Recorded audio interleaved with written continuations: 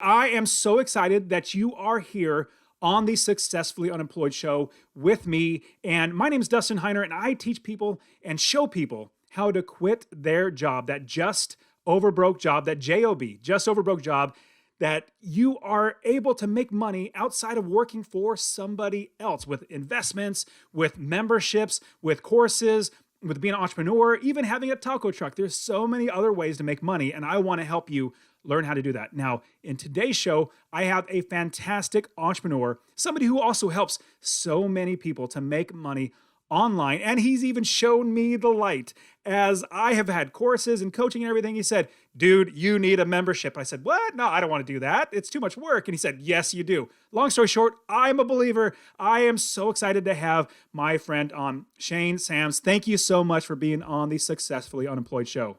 Dustin, it is good to see you, brother. I'm glad to be here today. It's a beautiful day here in Southeast Kentucky, and I'm ready to talk memberships and making money online, baby. I'm here to help some people become and stay self-employed on the podcast today. I love it. Absolutely. And you know what's interesting is when I've always thought about memberships. I've even launched memberships in the past, but with Master Passive Income, I never wanted to do a membership because I don't want to show up all the time and do so much work. And you and I, we were at a conference together. We had a mutual friend that we were all having dinner together. And I said, you know what? I just basically said, I don't want to do a membership. You looked at me dead serious and said, you need a membership. I could absolutely remember that. Now I've launched my membership. Now everything for Master Passive Income membership is going well. People are getting coached where they normally couldn't because I just couldn't spend the time. Now I'm able to help so many people. Now, before we get into anything more about that, because we're going to dive into all that, talk to us about how you make money online and how you're able to provide for your family and be successfully unemployed. Well, the basic way that we make money online right now is we host memberships. And what that means is we have a product or a service that is supported by a community. And when you combine those two things together with leadership, you have what we call a membership. And our basic principle is if I can get 100 people to pay me $50 a month, that's $5,000 a month, $60,000 a year. If I get 200 people, I'm making six figures, right? So all of our businesses, everything that we do, we're in different spaces, but we sell memberships out there. Now, we used to not be online business owners. We used to not be entrepreneurs. Of course, I used to be a school teacher. About 10 years, what was that? I guess about 10, it's almost 10 years ago, Dustin. I can't believe I've been doing this long. But we used to be school teachers, and we were doing that normal 9-to-5 stuff. And we stumbled into online business, and we later on figured out we accidentally were doing memberships and we didn't even know it. So memberships is the basic way that we make our living online right now. Now, you being a teacher, what's interesting is as a teacher, you're literally already teaching. You are teaching something to somebody, and that's what an online membership is and can be. Is you're not just teaching somebody in a classroom. You're teaching many people, and you're not limited to a space that you have to actually go to, and you're not limited to your time. There's so much more that you can do. So now I want to quickly go into the thought of being a teacher, making that first little bit of money, and then now being able to not fast forwarding, but saying, you know what, I have something here. Let me go, whole hog into this, and then being able to say, you know what, I'm actually going to quit. I'm going to quit and then jump into this. So talk to us about that. So I want to stress to everybody that, we had, my wife Jocelyn and I, we had the quote unquote American dream, right? Like we had steady jobs with the steady paycheck and the health insurance. And we had a decent amount of money for where we live, but it was one of those paychecks where you got paid on Friday and it ran out Thursday. You ever had a paycheck like that before? That's a just over broke job. Yes, absolutely. That's exactly right, man. You know what I mean? So, but it was, we were kind of cruising along and said, hey, you know what? We'll just keep doing this until we retire. What? There can't be much better than this. We're good. We're okay, right? And I actually had a really bad experience with a boss that showed me that I was actually not just going to a job, I was selling power over my life to somebody else, okay? One morning, my son, who was 3 years old at the time, we were just like a lot of normal people. We were taking our kids to daycare, drop them off at daycare, pick them up afterwards. And he started becoming really scared and really withdrawn about going into the building. But he was young, couldn't talk a lot at the time. We didn't think anything of it. But then one morning, he basically said, she hurts me. I'm scared of her. I don't want to go in. And I was like, what are you talking about? And he explained to me in that moment that the lady inside of this daycare was locking him inside of a bathroom in the dark for hours at a time and was punishing him for potty training accidents. And we would find out later that there was some horrific things happening in this daycare. It had changed ownership, so all this happened really fast. This has been a really great facility for a long time, but they had hired a few new people. Some new people came in, and they were doing things like sitting on kids under beanbag chairs. And we heard that one kid, he had a potty training accident, and they put him like up on a table in his underwear and encouraged the other kids to make fun of him.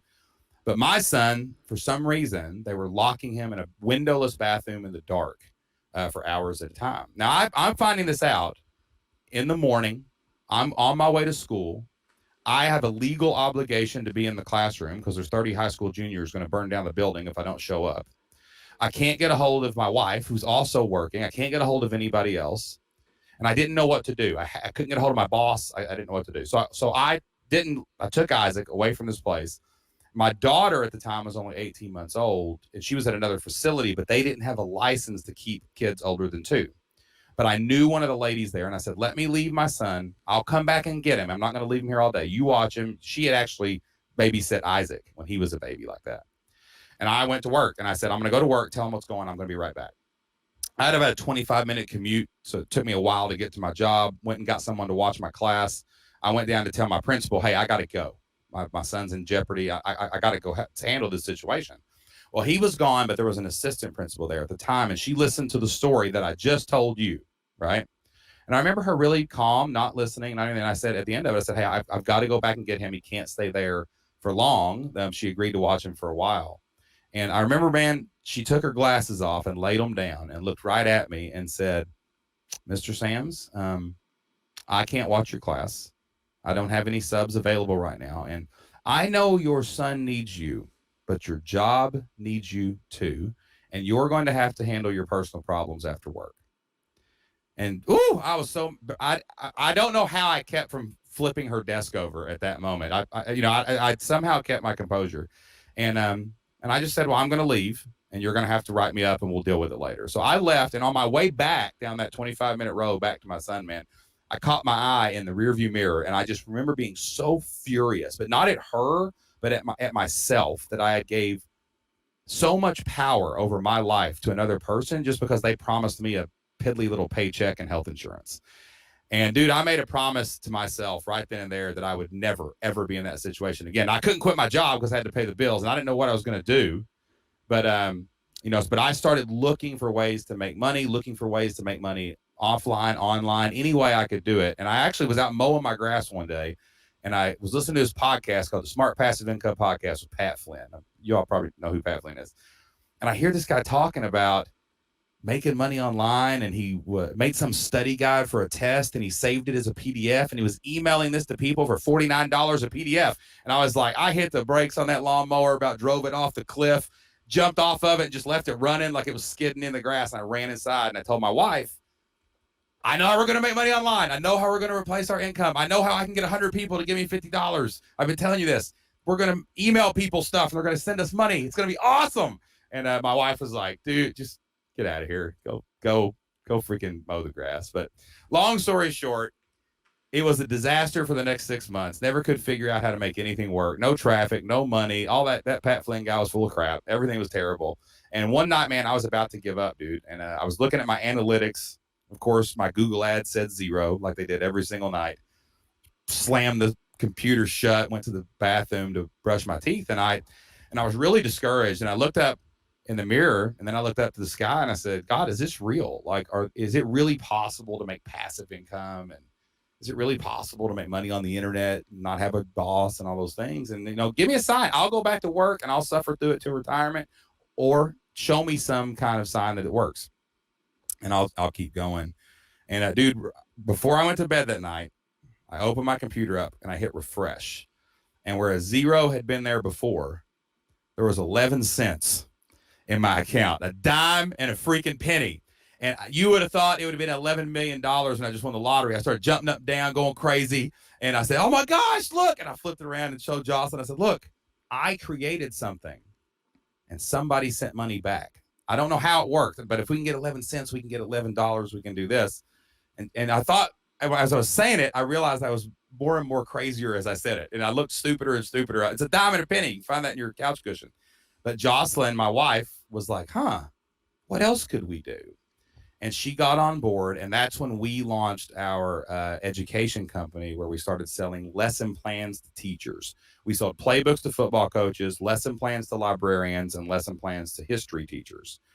And we built a little bitty list, man. And we launched that first list, and we made $2,700 on our first email, our first product. And then that was for the August lesson pack of elementarylibrarian.com. And I looked down and said, sell them September. So we sold them September. And I said, it worked again. We had $3,000. Sell them October. And it worked again. I was like, do it again. And we just kept going, and we kept moving and moving. When we created the whole year, the next year, what we realized was we had created a monthly membership. So then we said, hey, let's launch this thing. Let's get people to pay us $49 a month. And in July of 2013, we made $15,000 on this thing. In August of 2013, we made $36,000 on this thing. And then on September 27th, 2013, I walked into that same office. That person told me no. And I handed them our letter of resignation and said, bye.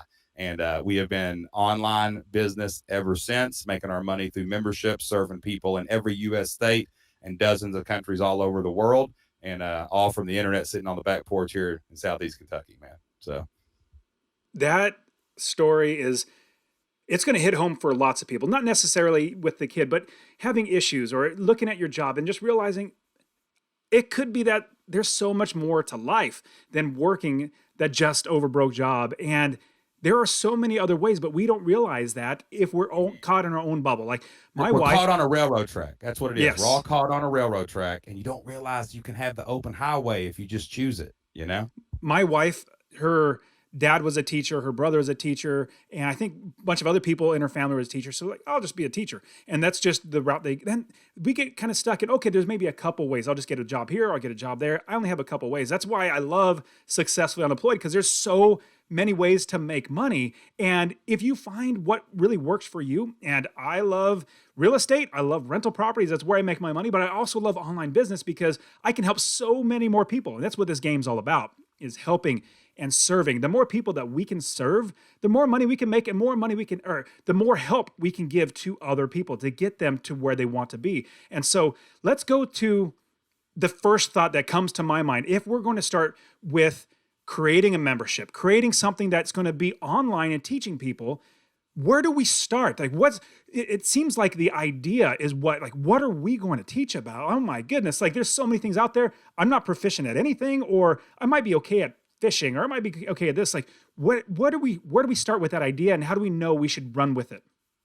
So one of the things we tell everybody is we all have God-given talents and experiences, right? Talents and experiences that we either innately have or we have learned over time that we can use to serve somebody else. And I think that Russell Brunson from ClickFunnels says this best. If you're one chapter ahead in a book, you can look back and help the people that are one chapter behind you.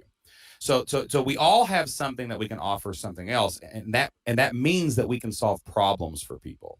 So that's the first question we ask everybody is, what problem can you serve for someone else? And then we tell them, once you figure out the problem based on your God-given talents and experiences that you can go help somebody else with, you have to turn that into a product. We're a product-first company. We believe that you have to have a core curated system or step-by-step process to teach people something. That's where your membership starts at, okay?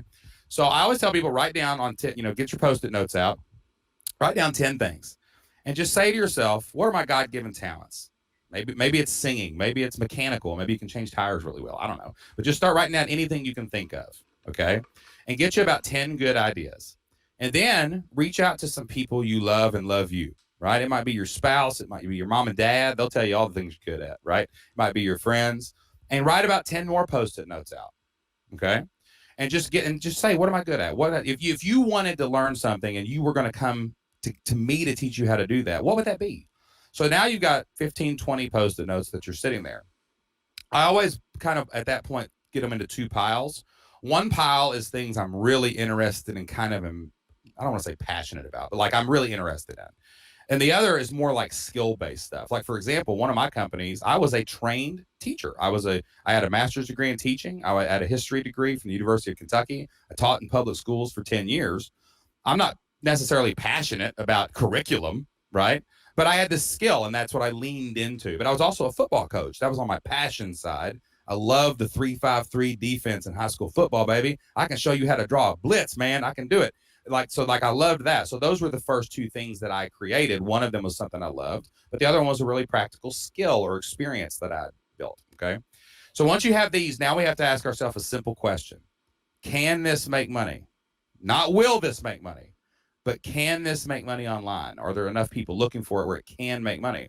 And there's two easy ways to do that. The first one, you go to Amazon and you start typing in all of your ideas. If somebody's wrote a book about it and that book's got reviews, that means somebody bought the book. There's a market. There's a pie. Now I just have to get a piece of the pie. The next thing you do is you go to Google, you type in those ideas again.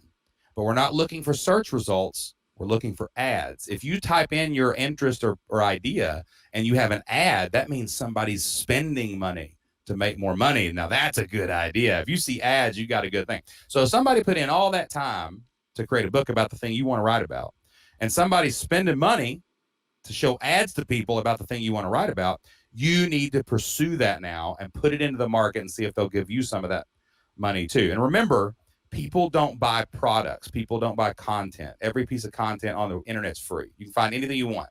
They buy a quicker solution, a curated path, and they buy a voice. You can tell, Dustin, I'm from Southeast Kentucky. I talk a little funny, right? But don't confuse my intellect from my dialect, because you might miss something important, right? But there are people who do not like to listen to my podcast because I say y'all. They don't think I'm smart. They don't think I'm good. But there's 60 million people living in the South that love my podcast and hate those people from New York and California talking on their podcast. So they're gonna listen to me even if I'm teaching the exact same thing to somebody else. So if you follow that Post-it note plan and you follow that Amazon research and then you jump over to Google and you see a few ads, it's time to take action. It's time to put your stamp on that niche and see if you can get some money out of it too. Yeah, but Shane, if somebody has already written a book, or if there's a bunch of books, how am I gonna? I mean, that's already filled. Like, there's so many people already doing it. Why should I continue? Like, it seems like, oh, they already got that cornered. I should just find something else. Is that true? No, that's not true. I'm gonna tell you a story. So when I was writing my first playbook, like I have had some good experience. I was a graduate assistant at West Virginia University, coached college football for a couple of years. I was a defensive coach at Eastern Kentucky University. I was a member of a couple high school staffs that did really, really well. But when I went out at 27 years old and I became a head football coach in high school football, right? It's a pretty good accomplishment. I was like the second youngest coach in the state of Kentucky when I got hired, okay? And here's the deal. My first year as a head football coach, I went 0-10 and got running clocked 60-0 like 8 times. Got my brains beat in. I realized real quick I knew nothing about football. Now, over the next 10 years, I would have head coaching jobs. I was a defensive coordinator and learned what it took to get to 500, to get 7-8 wins, to create a good, solid, competitive program, right? And it took me a while to do that. Never won a state championship, never had a 10-0 season, never had anything like that as a high school football coach. But here's what I realized. One, I could write about the defense in a way that when you went to a clinic and you saw Nick Saban from the Alabama Crimson Tide walk in and tell you about defense, well, Nick Saban's got a 325-pound nose tackle, and that's why his defense is so good. He's got the fastest cornerback on the field. Of course he can stop the pass, But my guys were slow and out of shape. And they didn't know nothing about football when they came onto my high school team. And I had to figure out ways to teach those kids how to go out and win. And they couldn't understand these complicated schemes these other coaches were selling. But I could make it simple for them, right? So I wrote a book called The 3-5-3 Defense for High School Football. And it was basically written from the perspective of, hey, I've been 0-10. I've been when I was in high school as an assistant, I saw what 10-0 looked like. I've soared with the Eagles and I've slithered with the Snakes and I've been everywhere in between. So I know what you're going through as a coach. And my goal for you is to make you be happy on Friday nights, more nights than you're not. If we can get you to 6 wins and you lose 5, you were happy more weekends than not during the football season. So that message, that experience, that God-given experience of putting me through that 0-10 and then, teaching me how to coach on the other side was what I leaned into to create my version of that 3-5-3 defense. There's a guy named Jeff Castile that has a book and a video series about the 3-5-3 defense for college football, and you can go learn the advanced techniques from him. But if you want to learn how to win with a really fat, out of shape nose guard, bring it on, baby. I'm going to teach you how, because I did it a couple times. So like writing from your voice and your experience, and even just the way you talk is going to appeal to a certain segment of the market. And never forget this fact. There are 4 billion people on the internet. You only need 100 people to pay you $50 a month to make $60,000 a year and become and stay self-employed. And if you want to be a 6-figure income earner, you only need a 200, right? So it's not that hard. You don't need a bunch of people. And there are people out there that would rather listen to you than someone else if you'll just open your mouth and say something. That's brilliant. So I'm more of an offensive guy. I played running back for Fresno State, and I've always been on offense. I love defense because defense wins championships, but I'm an offensive guy. So when you're talking about 3-5-3, I know everything you're talking about. But I know, even though I go and coach my flag football for my kids, I could definitely learn so much more. So it could pick up that book now. But thinking about also, if somebody else is already in that market, that proves that there is a market. Now, somebody would say, like, if I tell somebody, you should literally be teaching this online, like, oh, there's already other people do. I'll give you an example. So I was talking to a friend, I'm talking to his wife, and I said, you teach AP biology. You absolutely should do this online. You already have the curriculum. You already have a great track record of kids scoring like 85% of a pass rate on the exam. You should literally be teaching that online. You can do really well, and you can help so many more people. And she goes, oh man, there's somebody already in there. He's already cornered the market. He's already got it. And I said, wait. Did you realize that I teach real estate? I teach how to do real estate. I started in 2015 when I first started. Do you know how many people teach real estate? And I'm doing well in it. So just because somebody's in it, or hundreds or thousands of people are in it, doesn't mean there's not a slice of the pie for you. Exactly. There's so many people there. There's a marketplace called Teachers Pay Teachers where 100,000 teachers are telling lesson plans, but they're all selling them. And like we have a person in our community, we probably have 15 different people selling math, but there's so many nuances into how they do it. You know what I'm saying? Like one person only focuses on California standards, and there's 50 million people in California. Good Lord. She's going to find 100 members to give her $50 a month and make 60 grand a year. We have another guy in Ohio. He teaches geometry. Somebody else teaches algebra, and someone else teaches pre-algebra. I mean, there's a million different branches. Like for you teach real estate. Well, I know a guy. I was telling you earlier. I got a buddy here. He's called the Redneck Realtor. He's driving around in these giant pickup truck with a cowboy hat and stirrups, and he's this big, good-looking Garth Brooks-looking son of a gun. You know what I'm saying? Like he's going to teach it different than the person who's walking around Manhattan showing apartments. So like, there's so many branches that you can like go into. It doesn't matter. It's not like, I think people get confused because they live in the offline world, and they like, they see Kentucky Fried Chicken on one side of the street and they see Chick-fil-A on the other. And in your mind, you're like, well, there ain't room for another chicken sandwich. Like I live in the town where the first Kentucky Fried Chicken was. My aunt used to work for Colonel Sanders. And it's funny. There's a funny story about Colonel Sanders where he had a chicken joint on one side of the highway, and the other gas station across the street started selling chicken.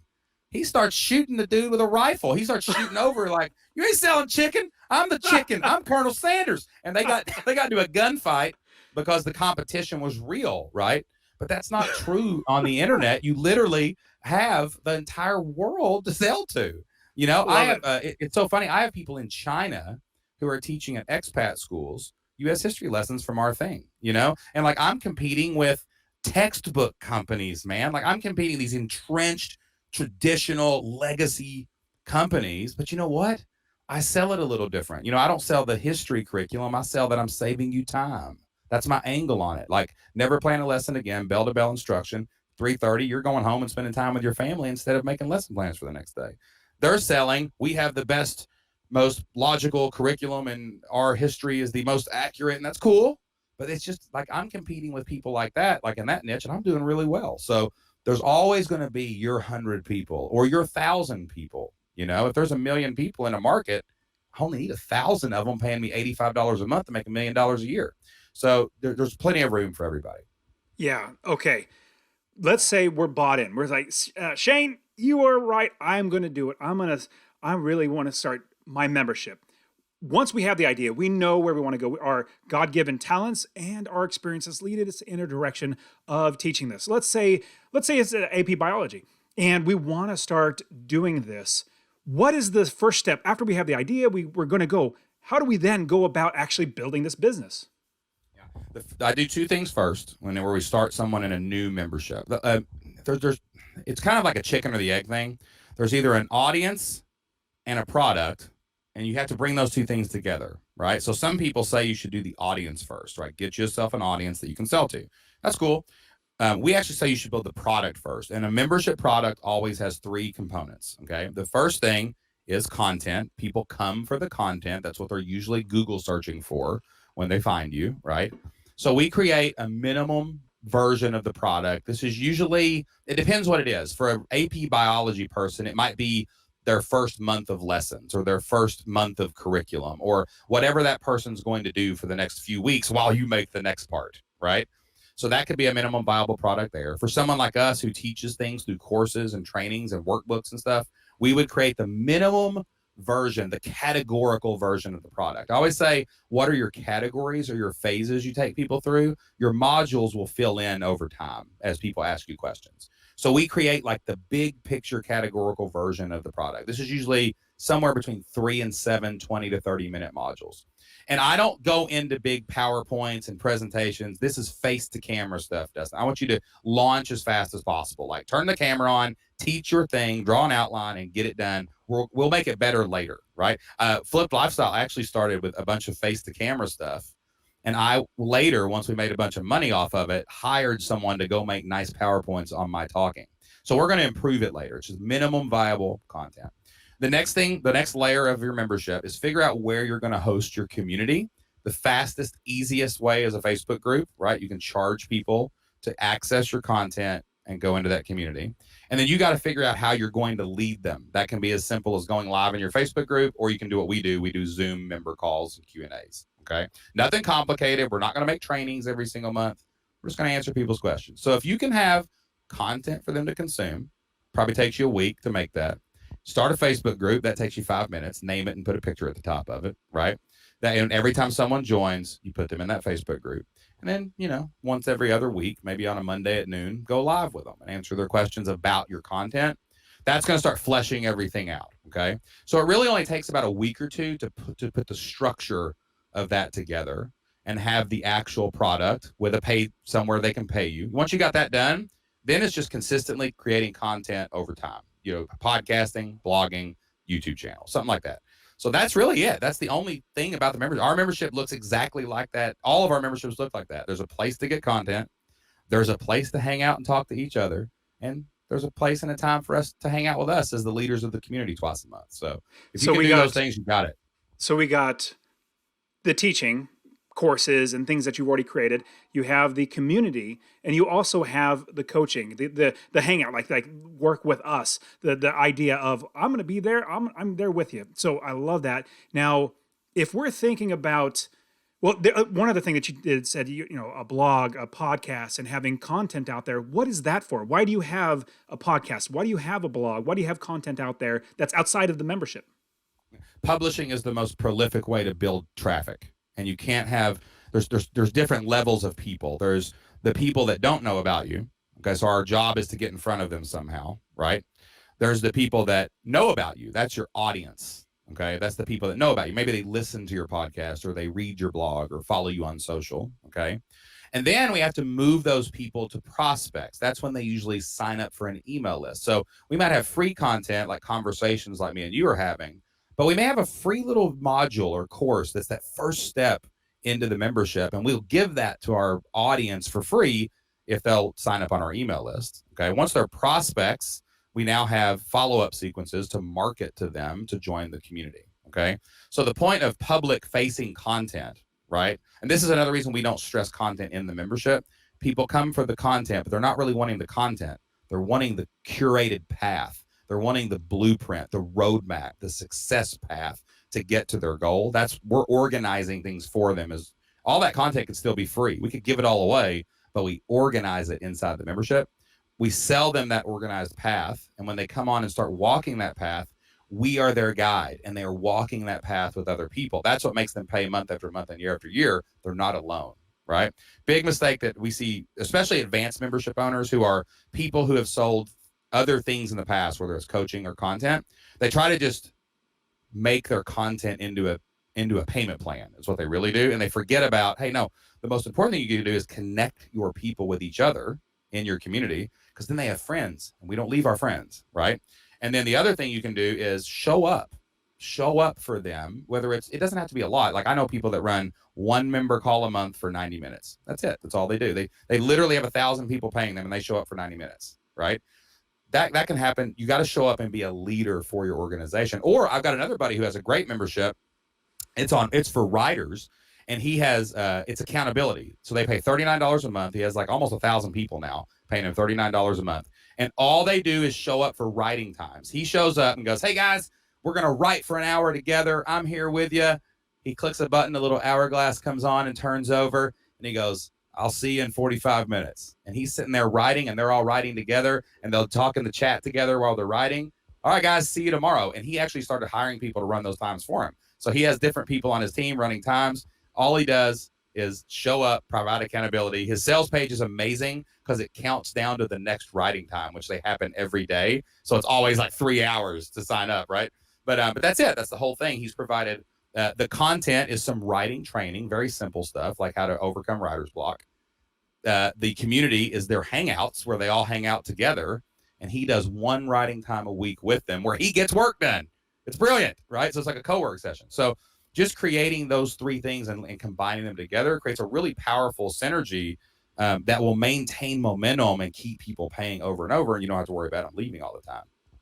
So we need to have the teaching, which would be basically courses. We need to have the community. And I want to dive, because courses, we could talk about courses, but it's really, like you said, it's really just delivering the content, having it in a place that is going to be continually accessible by other people. It's a place when people ask you questions to point to. So you don't have to sit for an hour and explain something. You say, someone says, how do I come up with an idea? Oh, well, you go to the idea course and then you research it. That's all your courses are, as a way to point Q&A to. Yes, I 100% agree with that. Now, I want to touch on, because we'll get to the group coaching or the coaching type, and I love that writer. When you told me that, when we were sitting in that restaurant, and I said, no, I'm not going to do a membership. You're like, yes, you need to do a membership. You told me about what that writer was doing, and he's literally just showing up and saying, let's write together. He doesn't have to do anything other than write together and just get a countdown timer, and people are paying him. I'm like, what? People pay for that? Oh my goodness. I thought maybe I could do something like that. So I want to get on the group coaching because I definitely want to dive into that.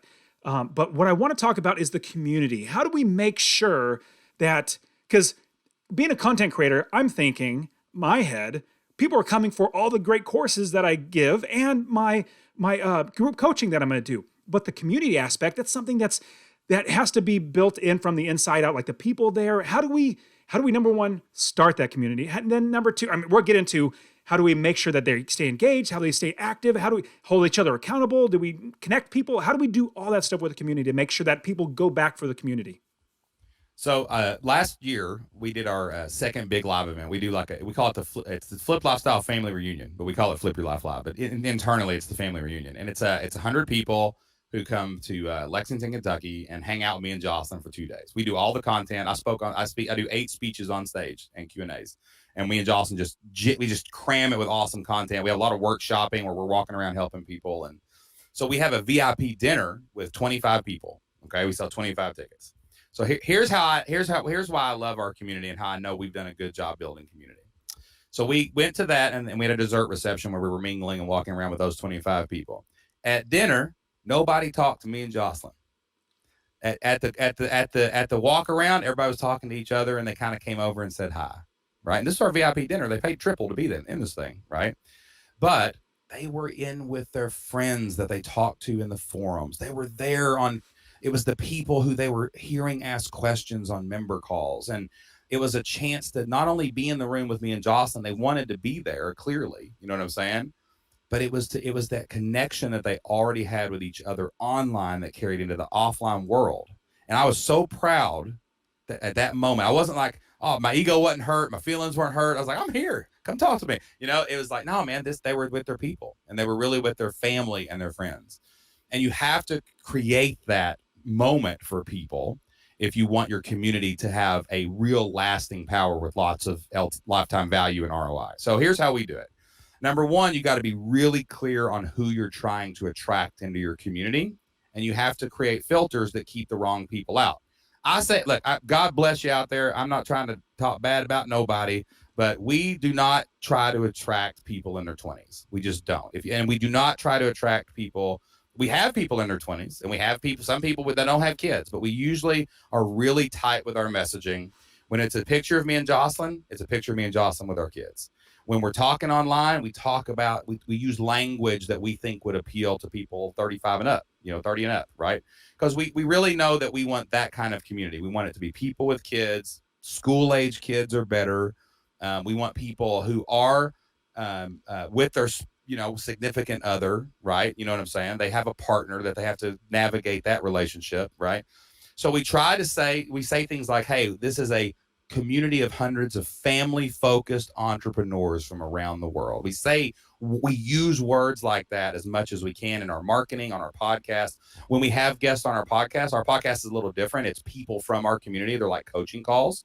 So we position ourselves as experts while helping our members. But the first 15 minutes of that conversations tell us about you and your family and your background. And we're constantly seeding the people that we are trying to attract. So if you don't just want to let everybody in and try to attract everybody, that's the worst way you can ever do it. Decide who you're trying to reach. Like we're trying to reach people who are married and have school age kids between 30 and 50. Like that, when I talk about our audience, that's who I'm thinking about. And we let our language reveal that. So that'll draw the right people in. We have a lot of different people. I had a lady write me one time. She said, hey, I'm a single godless heathen, but I love y'all. She said that word for word, bro. She goes, I'm a single godless heathen. I'm not a Christian, but can I join your membership? I just love you guys. I'm like, well, sure you can. And she did very well and she was successful and she went out there and did the thing, so it's awesome. But 85% of our audience is going to look the way we want it to. All right. So then when you get them in the membership, okay, you have to strategically connect them with each other. And that means you've got to get out of the way. Me and Jocelyn is in our forums and our community managers are in our forums, but we have rules me and Jocelyn don't answer questions the first pass. Our team should not be answering questions. Give them 48 hours and let the community talk to each other. Now, that might mean in the beginning, I've got to go start a topic for people to talk about. That might mean I've got to say, if someone emails me a question, I might have to say, hey, that's a great question. Let's put that in the community and let's see if we can get some discussion around it. Because we and Jocelyn don't have a monopoly on great ideas. Let's let everybody help each other. So you've got to create an environment where you are not positioning yourself as coming to the rescue for everything. And sometimes that's hard because you're like, oh, people aren't talking today.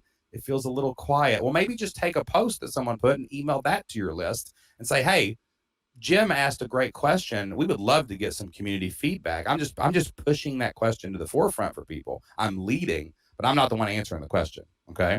And you've got to create a situation where your community knows they have each other because you can't be there for everyone. Okay. You can only do for a few what you wish you could do for everybody. You've got to step back, let the ego come away. You show up on member calls and answer as many questions as you can for an hour, hour and a half. That's where you show up. But you got to let your community do that. So make sure you know your avatar. Make sure you're drawing in the people you want to draw in. That will automatically create synergy because they're the same people and they want to hang out with like-minded people.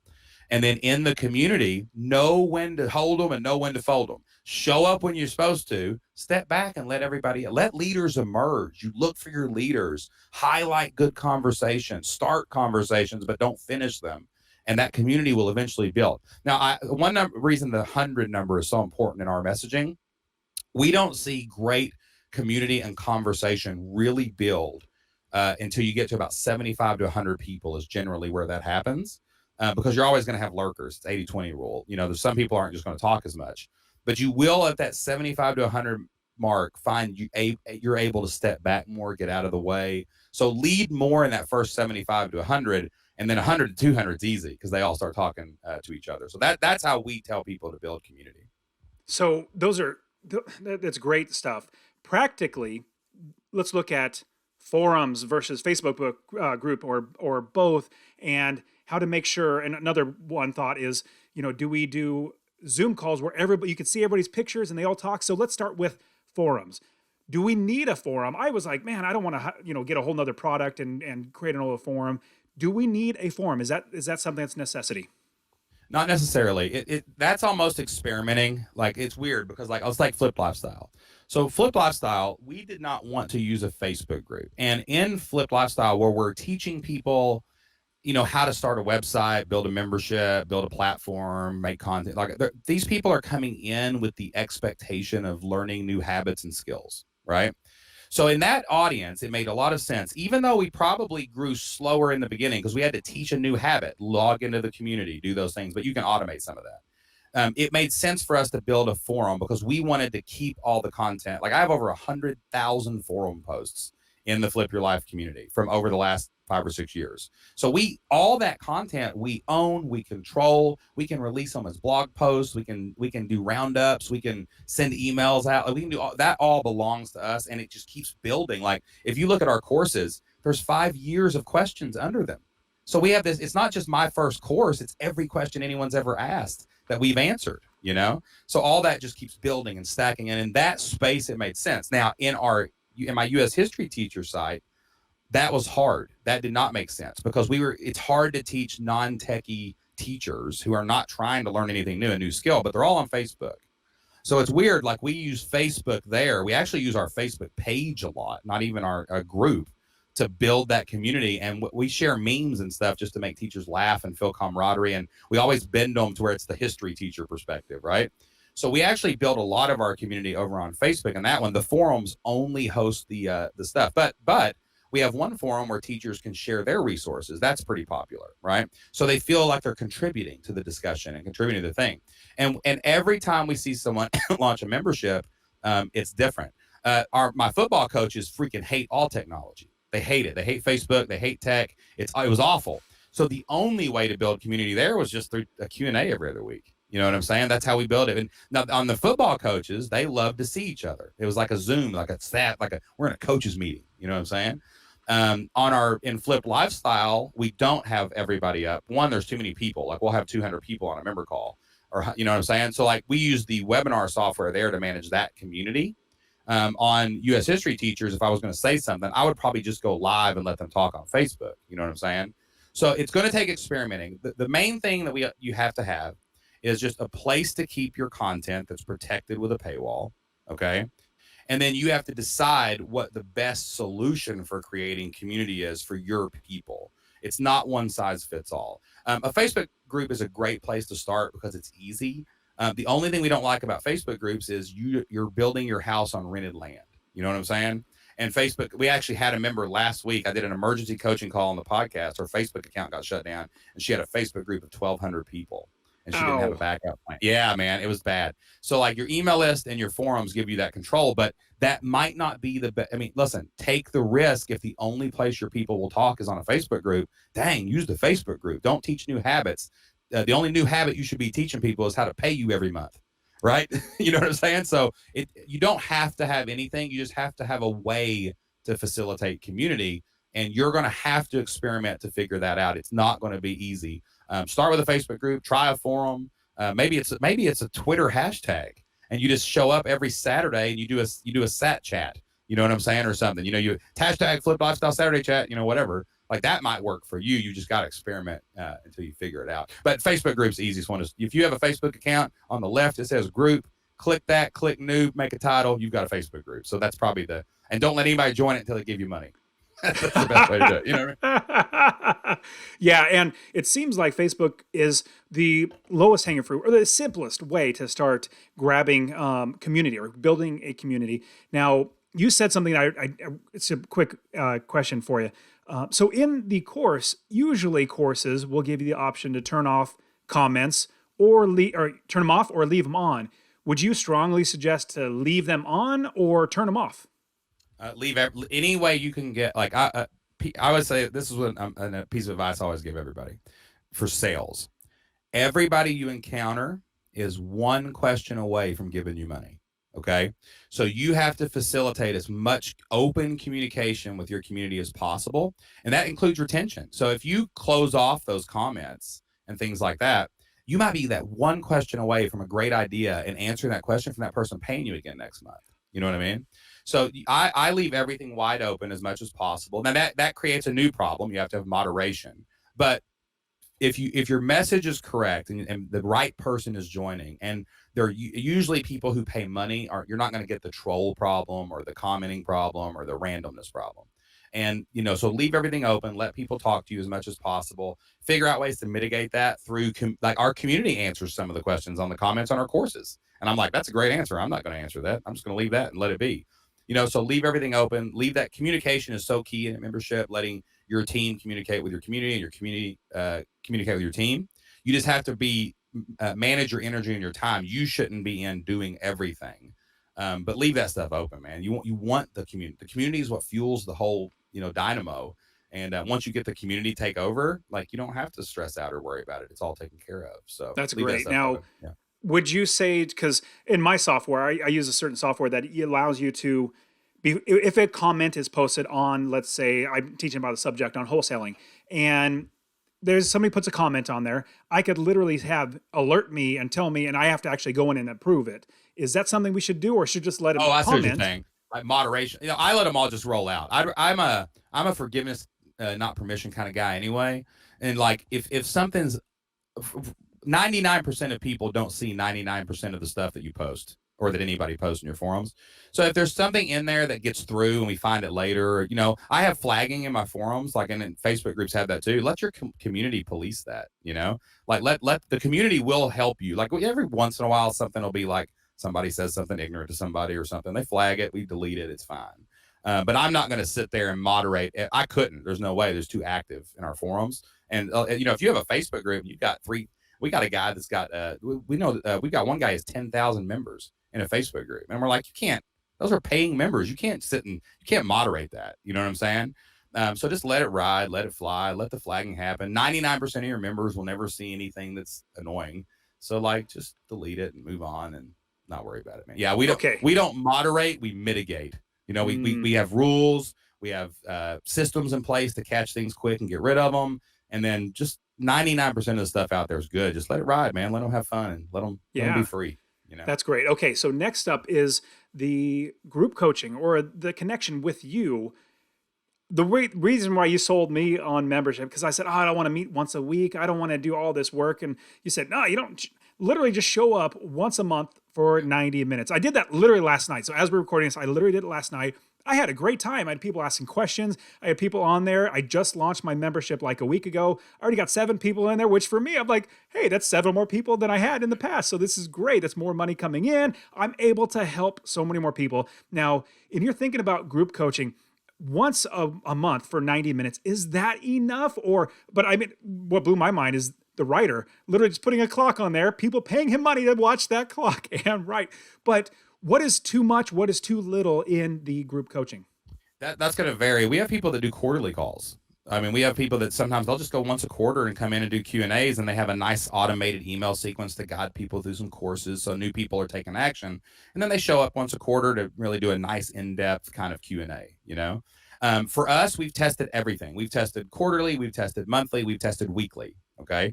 And we've done everything in between. And for us, the sweet spot seemed to be once every 2 weeks. That's where we like to show up for our community. Now, we have rules, though. We say we are only going to answer 10 to 15 questions. I think we had 30 unanswered questions at the end of our Q&A last Tuesday. But here's what we did. Here's what we do, though. This is perfect. That you want people to be hungry. You want them to want more. You don't want to give them everything. That's like eating too much bread before your steak. That don't make no sense, right? So we're not the steak. We're the bread, right? So when we show up at a call, we're gonna answer those first 10 or 12 questions. We're gonna give really good, detailed answers. We know our community well. Like, we know we can recognize most people in it because we're there for them. And we're gonna answer those questions, and we're gonna give good answers. Everybody's gonna learn from everybody else. But at the end, we just say, hey guys, it's all the time we have for this week. We hope you're inspired. We hope you're fired up. We hope you got some value out of today. I know there's 30 more of you that didn't get your question answered today. Don't worry. We're going to be back here in a couple weeks and we're going to answer more questions. But hey, here's a great thing to do. You're already logged into the community. You're already here tonight. Before you go to sleep, go to the forum and post the question you didn't get answered. The community is going to rally around you and answer questions. Our team will be in there within the next 24 hours to point you in the right direction. So after member calls, we usually see this surge of 15 posts, and it just fuels the forum for the next couple weeks until we do it. So we're not telling people we're going to answer your question. We're giving you the opportunity to ask. And the opportunity to ask from us, that's great. But like a lot of times, the community is going to serve you better than we are anyway. So that's just a mechanism to fuel more conversation. You don't have to answer every question. You don't have to show up every week. In fact, you're doing your people a disservice if you show up too much, and your membership will actually go down. When we were doing weekly to experiment, we did an 8-week session of weekly. And the first time we ever went weekly, member call attendance started dropping because people started saying, I can come to the next one. I can come to the next one. And it didn't work. So now we had to, out of sight, out of mind, absence makes the heart grow fonder. We kind of spaced that out a little bit. And the reason we chose twice a month instead of monthly is because, one, we enjoy it. It's something we look forward to desperately. I love those member calls. They're so exciting and fun, and you see people making breakthroughs, and it really gives you the motivation more than them. But another reason is because we do a lot of trials, and we want to make sure that anyone who's joined a free trial gets a chance to go to a member call before they renew, because the retention just spikes on that next month payment if they show up. So that's why we do that. Now, monthly's fine too. Quarterly's fine. It's just what your people need and what you enjoy. Balance those two things out, and the work is never that much work. And if you show up twice, it's 3 hours a month. I mean, if I can get 1,000 people to pay me $85 a month and make $1 million a year, 3 hours a month's a pretty good trade for that, bro. You know what I'm saying? A pretty good trade. Absolutely. And like last night, so I have 7 students, and I think I made because I have a premium price point, which is what I want to talk about next. I have a premium price point because I know my content is good. I know people are paying $3,000 for a course, and they're paying much more than that for one-on-one coaching. So I have a premium price, and it's like $189, and it's $600 to get in. So I know it's premium, but for the one call that I did for 90 minutes, the entire month, I just made like $600. Literally just made $600 out of like discounts and promos just because I was launching. I made $600 in one 90-minute sessions. Not many people can say. It's absolutely going to grow. You're going to give yourself a raise. Yep. Like, it's not that someone can say I made $600 in an hour. It's like, wait, could you walk to your boss and say, hey, you know what? I would love a $500 a month raise. I would love that. No, they can't do that, but you can. You can sell 3 more memberships, and now you're making $500 more a month. And then you sell 10 more, and you're making another $1,000 a month. Like, you can give yourself a raise every day. That's the power of the membership, man. You're just getting the taste of it. You're in the shallow end walking toward the deep end, brother.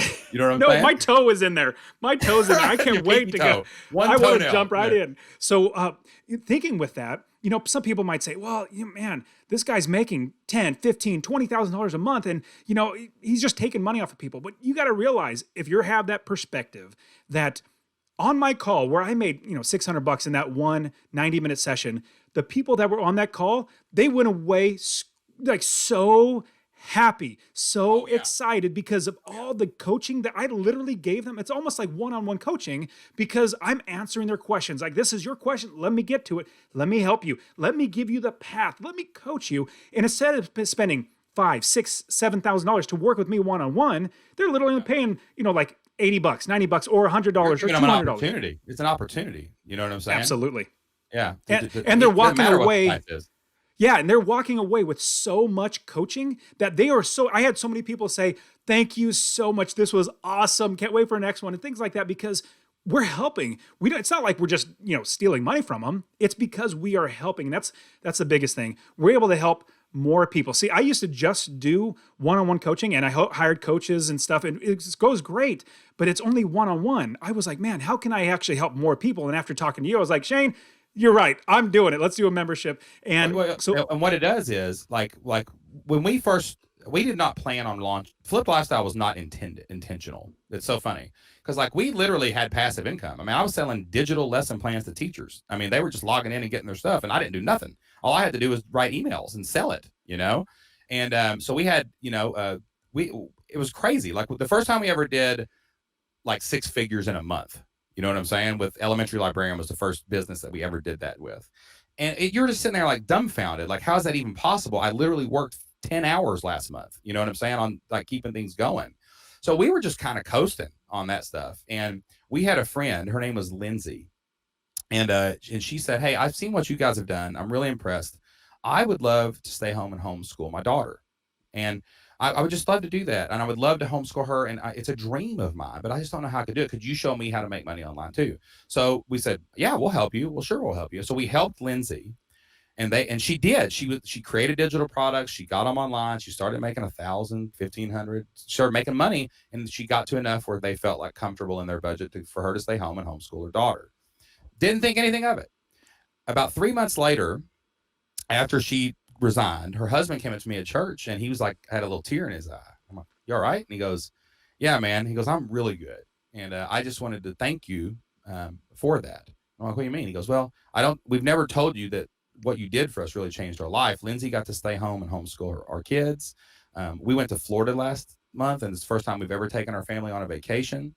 And not only that, man, my dream has always been to be a college professor, but I never wanted to go into debt for my PhD. And I'm now using that money that we made online to fund my debt-free PhD. And he's a college professor right now.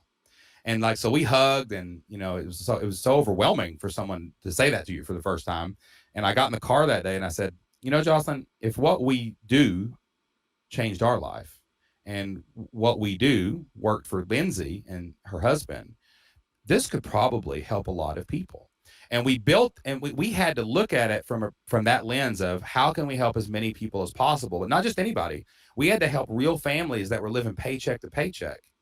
The membership model created not only a path for people to actually be able to afford to talk to us, because you're making $2,000 an hour on your own. You don't need to. You got to protect your effective hourly rate once you're an entrepreneur and a business owner. And we said, wait, this gives us a way to not only scale it and help as many people as possible, but it creates a platform that they can actually go do and actually find the money for it, and afford the training and coaching in the community. So it's almost a disservice not to, and there's always going to be an elevated tier that comes into your programs, your coaching and stuff like that. There's always going to be somebody that wants your one-on-one help and is willing to pay for it. But now we've created a way for hundreds, thousands of people to get access to the training, coaching, and community they need to flip their life. So like the membership model, if anything, if you have a heart to serve people in your space and you want to reach more people, that's why you do the membership. Screw the money. Like, it gives you a chance to be able to actually, scale coaching in a way that helps people.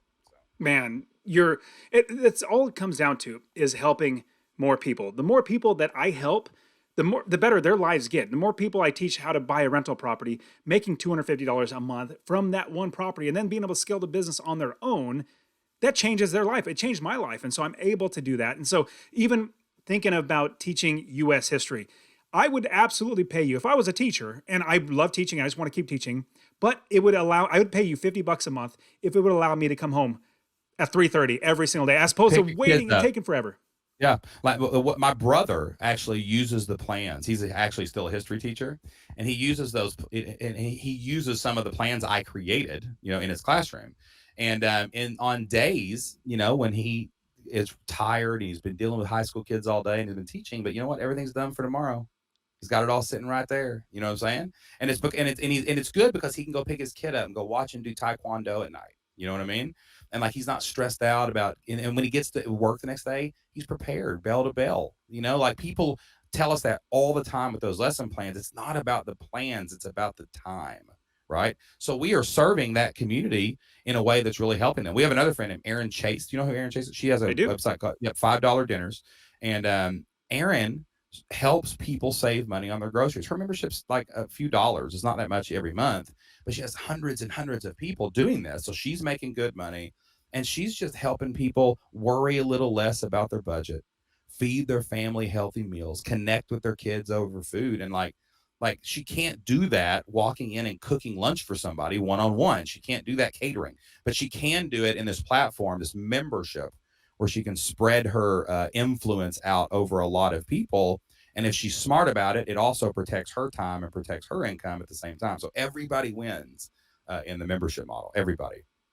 I love that. Now, I want to move on to promotion and pricing and all that sort of stuff. Pricing, I mean, we can definitely adjust pricing, but promotion, every single time I talk to you, I'm like, Shane is the king of promotion. Not like in a car salesman type of way. No, you're just creative. You have so many different ideas to help somebody to realize, hey, this is actually a really good deal, because what we're providing and what we're offering is very, very valuable. We just need to help them give that little bit of nudge, and that promotion is fantastic. So talk to us about promotion and how there's so many different ways that you can actually promote something like a membership. So the most important thing about promoting memberships is understanding your points of least resistance, your POLR. That's what we call it. So the point of least resistance is the best promotion at the right time for that person to have a no-brainer decision to join your community. Now, it's weird how these work. For example, I have a lady named Blair Green, and she runs a site called Farmerpreneur Academy. Now, her membership is a higher end membership because it's like, I think it's $300 a month, might be $297. I don't know what it is, but it's really expensive. But it's pharmacists. So this is a high income earner who is often a business owner trying to produce services and grow their business and do these things. So she can literally help people, pharmacists make thousands, tens of thousands more dollars through her training. Okay. Now, we experimented with points of least resistance. We tried dollar trials, $9 trials, free trials, things like that. But what was funny is nothing was working until we raised the price on these trial offers. So a $100 trial was actually the point of least resistance. And then then we figured out when that didn't work, there was a timing issue. Like maybe something was going on in the pharmacy world. Maybe there was something happening that was influencing like what drugs, maybe it was flu season and flu shots were coming out. So we had to focus our bonus training. The point of least resistance was actually the full price that month, but it was a bonus training on how to add flu shots to your services. So like the point of least resistance can be behavioral. It can be something that's happening in your market. It can be price sensitive. Like maybe, Black Friday is always price sensitive, and almost every membership does better if they'll offer a really good annual deal for Black Friday. We found that. Like forget the monthly price. We always scream, get as many monthly members as you can. That's our mission. We don't like to promote annuals except for certain reasons. But like Black Friday is a great time to offer an annual plan because people love to save money on Black Friday. It's the most price sensitive point of any calendar in marketing, right? So if you'll think about your different promotions, your different things like that, like what is the point of least resistance? What's happening in the life of my avatar? What's happening in my niche? Maybe it's a bonus this month. Maybe it's a price increase. Maybe it's a price decrease. Maybe it's a free trial. Maybe it's a dollar trial. Back to school, right? Back to school, we offer a lot of discounts. That's for our teaching sites because that's a trigger. The trigger, they're ready to go, right? And we just have to figure out the language. I just did. We're recording this in the middle of the coronavirus outbreak for anybody that's wondering. Right? And for everybody that's hearing Shane literally cough in the middle, it's because he either had coronavirus or some strain of it. I went down. I was down for the count for 5 days, man. I was struggling. I couldn't even He was talk, I got to go to the hospital. I'm going to die. It was that bad. I did. I went to the ER, man. They came at me in hazmat suits and stuff. It was crazy. So we have Shane who has successfully beat Corona. He said, Rona, I'm going to beat you. You're done. I am not going quietly into the night. I refuse.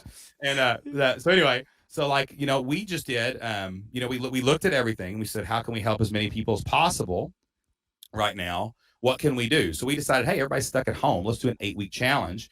And we did a 60-day, first time we've ever done a trial in more than 30 days. I was scared to death to do it. I didn't know what was going to happen.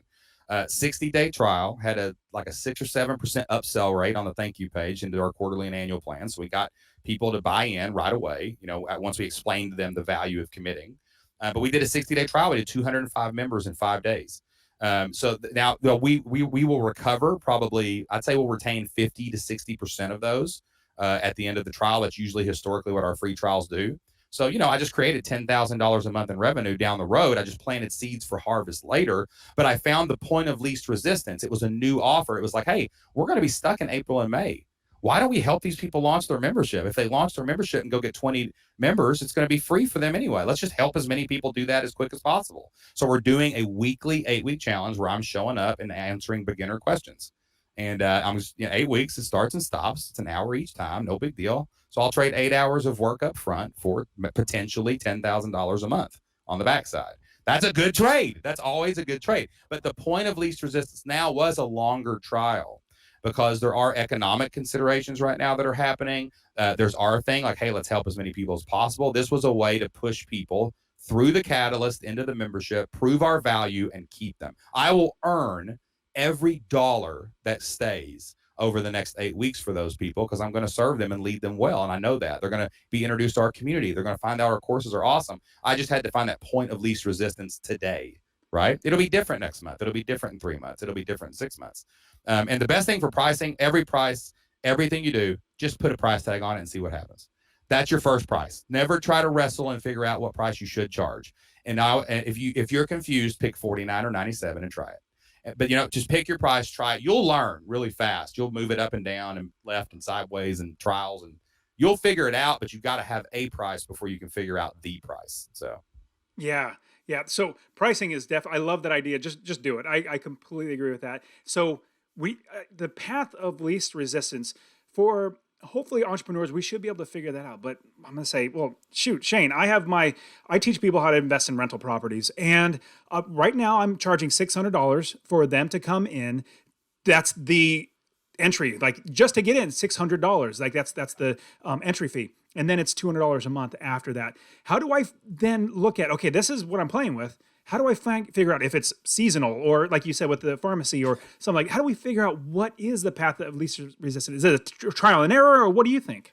it's just trial and error. Every niche is different, man. It's just like every variable of your avatar's, average income, your avatar's average desire to work on this thing. The point of least resistance is extremely difficult for teachers, for our teacher niches in June, because no one's teaching, right? It's weird. Like everyone's on summer vacation, right? So we've had all kinds of we promote heavily at a end of school sale, and that's another time that we might do a quarterly or an annual plan. So if I can get a bunch of quarterlies in May and then they go on vacation in June, they don't have to pay a payment. So I'm getting almost the same amount of money. And they'll just pay it again in August when they circle back around. So there's lots of little tools we have in our tool belt to overcome these challenges in all of our business cycles. And it's just experimenting and going through it. And that's why we just say launch as fast as possible. Get a price in the market. Like you're going to find things you're going to find all kinds of different things that work in your space that don't work in other space. Like I would for just off the top of my head, they just lowered interest rates. You know what I'm saying? So it's easier to get money now. It's going to be cheaper. It's going to trickle down through all the mortgages and the systems eventually. I would say that in your space, a month from now, there's going to be some kind of promotion. You can say, hey, the Fed lowered interest rates last time. Loans are going down. Great time to go jump into a property. You're going to save a little money. Like there's probably some kind of promotion you can run around that, where you could say something like you could do something like the entry fee for 24 hours is the interest rate. If you give me 50 cents, I'll let you in. Or because it's 0.5. You know what I mean? Like they lowered it 0.5. Hey, they lowered the interest rate. It was 3 and they lowered it to 2. That's 33%. I'm giving you 33% off the entry fee for a week, so you can get in the market and you can take advantage of these low rates. Like that, for right there, that might be the point of least resistance that someone's been waiting for. Like, I can borrow money cheaper right now. I can leverage this property now. That's a good deal. He's giving me a little discount to get in the door. Heck, I'm going to go try, so like that, things like that, like just trying to attach your point of least resistance to the conversation your avatar is already having with themselves. If you can do that, you're going to find 1,000 ways to sell every week. You can, we are big on, you should have a promotion every week, right? Holidays are a great time to attach this to. Save some green, St. Patrick's Day, whatever. You can do some stuff like that. Save some green. I love it. Yeah, but anything you can do to attach it to something that there are like real things in your niche. Like it's easy for me to sell Philip Lifestyle right now because everybody's wanting to start an online business because they've lost their jobs. Yes, so like things absolutely. like that, man. It's like that's so. Do you worry about previous people that bought in at the full price or a different price, and then they find out, hey man, dude, Shane's literally giving it away for like a year for free? They get upset. I don't know if you're gonna do that, but no, not really. Because the monthly price never goes down; it only goes up. So like we might start at 29 and think, wow, everybody bought that. Let's go to 39. Well, then we say, hey, everybody join. We're about to raise the price. They all join at 29. They're locked in forever. 39 locked in forever. Whereas it's 49. We're always going to go up on our monthly until we can push the point of diminishing returns, right? So the promotions are different. Like you're only getting like the free trials and stuff. We always say new people get free trials because almost all of our people have came in on some kind of trial at this point. So that's kind of worked itself out. We do occasionally have somebody say, hey, you gave them a 30-day trial. Can I just have a month free? And we're like, no, you can't. But we will give you I'll give you, how about this? I'll give you 6 free months if you'll commit to the annual plan. If you'll commit to me, I'll give you 6 free months. So yeah, you want a free month? How about 6? I'll trade you your 1 month for 6, and I'll give you 50% off the annual plan, because you're investing money up front into my company at that point. You know what I'm saying? Now, anytime we do get an upsell like that, like we live and die by the monthly membership and knowing our numbers and how far they go out. But anytime someone buys a quarterly or annual, we immediately invest that back into the company to get more monthly members. So that's how we view that kind of situation. That's why we will offer a discount if you'll commit for a longer term, because we're going to redeploy that money to go get 20 more members. So like maybe hiring, if we get 5 annual members, well, let's hire somebody this month, let's buy some help, or let's go buy some ads, or let's do something else. So that the upsells and the quarterlies and annuals become investment money. The first pass, if the first quarterly we put back into the company, when they pay again 3 months later, that's back into the mix as our profit, right? So that's how you got to think about your money there. But we never had that problem. It doesn't make sense for anyone to complain, because the people that are being rewarded are the people that are committing. You see what I'm saying? For the discounts. So and the monthlies are always the same, so it doesn't matter. Okay, got it. So here's what I have. Prices off that monthly price. I'm sorry, what? Your annuals and quarterlies play off the monthly price. Got it. So the monthly's got to always go up. Almost always. Okay. So right now I started at $189 a month, and to launch it, I said, everybody, I'm going to give it for half off. Right now it's literally half off because I'm launching it. I want to see if you guys are not to see. I want you guys to get started because I'm launching it. I'm going to do a special deal because you guys have been with me forever now. I'm going to give a special deal. Now that 50% off is gone, it was 50% off of the launch, the join fee, as well as the 50% off the membership. That's your floor now. Those people are your floor. You never offer a price below that. Those people are honored and loyal and founding members who have the best rate ever. But you can you could do one for 40% off and open a new beta group, right? Yeah. So you can say, hey, limited time, next group, my beta group's in, they got 50% off. This is going to be $200 forever eventually. Well, it might get higher. Who knows?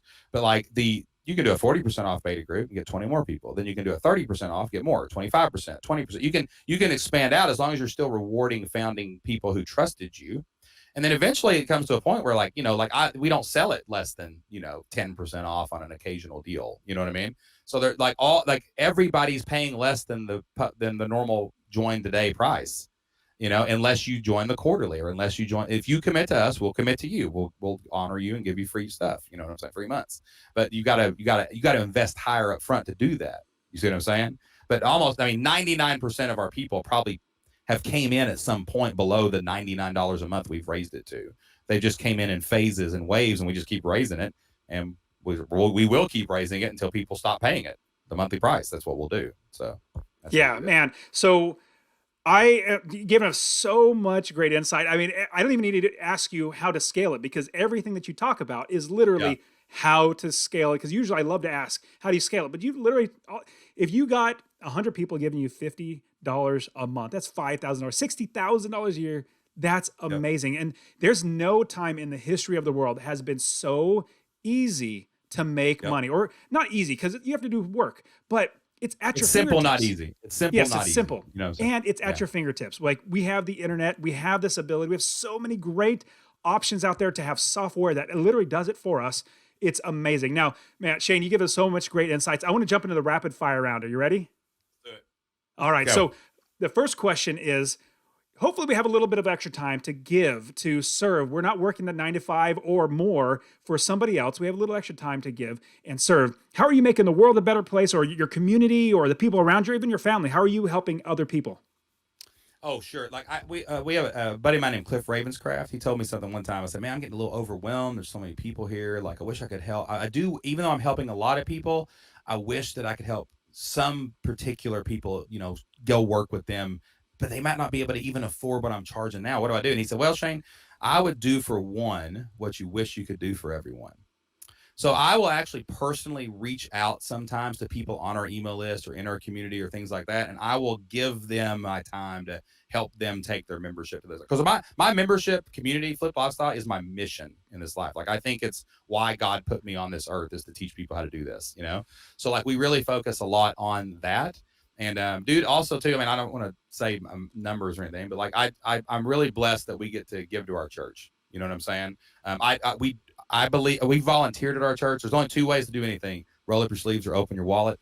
And like, I'm blessed that we were able to serve our church in a lot of ways, physically over the years. But when we were blessed by selling a company, when we were blessed by what we do now, we get to give to our church too. So that's how we're giving back to the world. Fantastic. I love that. My wife and I, we love to give. And so that's something that as we got more rental properties, like, man, we can give so much more money. This is fantastic. Let's do Dude, it. I can send 3 kids to summer camp every year. Exactly. You know what I'm saying? Like, that's crazy, absolutely. dude. Unbelievable.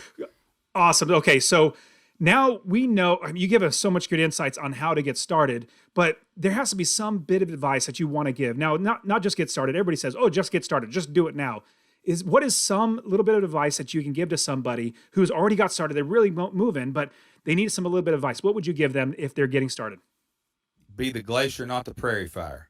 I tell everybody that. Like, I have no idea what that means. You definitely. I'm about to explain it. So, like, there's a lot of, in the entrepreneur world, there's a lot of,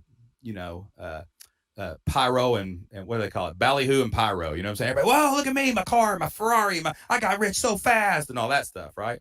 Well, here's the deal. Those people are prairie fires. It's going to look cool, man. And then it's going to burn out. They're going to be gone. They're not going to and it's not even real what you're seeing. Because, like the waves above a prairie, the fire, you're seeing mirages and illusions. It's all fake and it's all going to go away fast. You want to build your membership like a glacier, snowball by snowflakes, ice by ice. Like, just start stacking that thing bigger and bigger. And you're this unmovable force going forward. So like, that we always say, man, 100 people, that still seems hard. You know what? Take 2 months and set your membership up and get 10 a month for 10 months. And in 1 year, you've got 100 people paying you $50 a month. And now you're this big immovable glacier moving forward. You can't be stopped. 10 more, let it snow again, keep stacking higher. So when you're starting your membership journey, there's some psychological differences than any other business. And that's the biggest one. You are a glacier, not a prairie fire. You are not going to burn out fast. You're going to build up over time and then become unstoppable moving forward. So that's what I would tell anybody to get started. I love that idea. That's fantastic. Because, in the real estate space, you see so many people standing by a Ferrari or, in their mansion. I'm in the real estate space. I have plenty of money. I'm blessed to be able to buy a property if I want. But I moved from California to Arizona to be closer to my in-laws. And we had a rental property in Arizona. It's 1,250 square feet. And so everybody looking on YouTube, you can see my kids. I have 4 kids. I've just moved the camera a little bit. I have 4 kids and we're in a 1,250 square foot house. I don't have Ferraris and everything. I have money. I could buy something like that, or I could rent it. I ain't got time to drive a Ferrari. I'm trying to sell more memberships. Yeah, I know. I got time to do that crap. I'm not driving around on a free drive here. I got stuff to do, man. You know what I mean? So I got time to do all those real estate guys that they're flashy. You could be a billionaire and all that sort of stuff. I'm like, that's just not me. I personally get repelled by people like that. There are probably other people like me. Let me just talk. I'm your next door neighbor, just like you, Shane. You're next door neighbor, but you own a lake, which is awesome. Actually, Shane, for everybody on the YouTube channel, I really would appreciate you turn the camera so everybody can absolutely see the awesome lake that you have. Look at that. What is the deal with that? You have fish in there? I got fish. I got jet skis. We got deer. You name it. I got 40 acres of hunting reserve, man. You know what I'm saying? Hey, anytime you need somebody to stand in the stand, if you need to come call the herd, man, I'll holler at you. Anytime you want somebody to come hunt with you, I'll be there. We are very blessed, man. I want to say I don't show you that to brag, but like no. Yeah. Well, I'm asking you to do that. Yeah, I'm asking you that, and obviously the reason why is because you've been blessed with all this stuff. On top of that, your members inside your course, people can say, "Oh man, he's just getting wealthy on other people." Well, you are helping so many people at a very low price point. That's the business that we're in, is helping so many people and making it so affordable for them that so many people can do it. So yeah, absolutely. We had our last March in 2019, we had our first member cross the $1 million mark. And we personally drove to the city where they live and took them out to dinner. And they were there. And then since then, I think last year we had 5 people cross the $1 million mark in their memberships. So like, that we've had dozens of people reach multiple six figures, and we have I think it's like 1,100 and something printed, actual submitted success stories. So God knows how many there are. That's the people that told us. You know what I mean? So yeah, we're here. Like, look, if you join for $100 a month and you get 6 members, you're making $300 a month. It's not a hard math equation here, y'all. You figure it out. If you have 20 people paying you $50 a month, you're making $1,000 a month, and you're paying us $100 to learn how to get the next one. So like, we're not. It's a good trade. It's a very good trade inside the Flip Your Life community. I promise you. Awesome. Okay, next question. If you were going to go back and give your younger self, teenage, maybe get into 20 years old, younger self, any advice, business, life, whatever, what would it be? Oh my gosh. I would go back to my apartment when I was 23 years old. And here's exactly what I would say. When I was 23 years old, I was just starting to coach football. And I had gotten a few coaches to give me their playbooks to sell. And I was selling them on CDs on eBay. And I bought a book about Dreamweaver, the old HTML website builder. This was back in 2000, like, I don't even know what year it was. Something not a long time ago. Internet was just, all this stuff was starting. And I'd say, and I started and I made some money, but then I kind of burnt out a little bit on trying to learn some things. And I would go back and say, God Almighty, dude, keep going, start and keep going. And like, I think that's the problem that most people do. They start and it gets a little hard and they quit. And I'm like, gosh, what if I had been doing this 20 years ago? What I'm doing now? Like, I can't even imagine what my life would look like, or my family's future, or my family tree would look like. Right. So, I think that's the best advice I would give to my younger self is keep going. Don't quit when it gets hard. Just do the next thing and figure it out. Everything's figure outable. And if you figure it out, you're the one that's going to get the money for it. So just keep going, man. That's great. Okay, so next question is, what is one tool or app, or it could be a whiteboard, like what is one tool that you use on a day-to-day basis that we should look into using? I think probably Zoom is the one I use the most. You know what I'm saying? Because it's for that. But anyone who's getting into the membership space, I would actually recommend Kajabi as a tool, because it's a great platform for the layman to quickly build a website and build a content area. And then you can tag a Facebook group on it. You can get a membership going really quick. So I really love Kajabi. That's great. Okay, last question is, what is one nonfiction book that you would suggest we should all read? God, there's so many. I hate this question because there's so many books. I've read 1,000 books since I started being an entrepreneur. I think if you're getting into memberships, a great book is by, I think her name's Robbie Kellerman. It's called The Membership Economy. It was written about 2014 or so, and she kind of predicted what was happening with Netflix and things like that. And it's a great fundamental book of what the forever customer kind of looks like.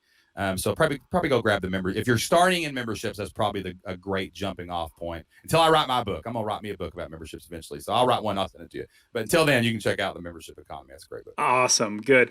Now, Shane, you give us so much great insights, and I am absolutely a member of the Flip Lifestyle. We met, I don't know, about a month and a half ago, and I was like, dude, just because this guy talking to him, even though I literally done everything before, and he talked me into it, I'm going to join his membership just because he's awesome. Let me go ahead and do it. So I absolutely vouch for Shane and everything he and his wife do. They're fantastic. They're good people too, just like your normal next door neighbor, which is great. Now, Shane, somebody's going to want to reach out to you. They're going to want to join Flip Lifestyle. Like, how can they find you and how can they actually get in started with you? Sure. If you want to start a membership site, or if you want us to help you get started, just go to flippedlifestyle.com/free, FLIPPED, flippedlifestyle.com/free.